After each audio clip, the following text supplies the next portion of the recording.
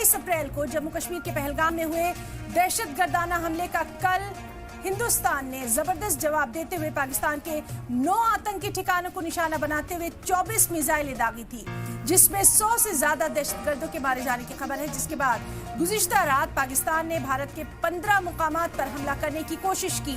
पाकिस्तान ने हिंदुस्तान के अवंतीपुरा, श्रीनगर, जम्मू, पठानकोट, अमृतसर, कपूरथला, जालंधर, लुधियाना, आदमपुर, भटिंडा, चंडीगढ़, नाल, भुज, साउथ लेक, फलौदी में हमले की कोशिश की, लेकिन हिंदुस्तान ने वक्त रहते सभी हमलों को नाकाम कर दिया। ऑपरेशन सिंदूर के दूसरे दिन हिंदुस्तान ने पाकिस्तान पर बड़ा एक्शन लिया।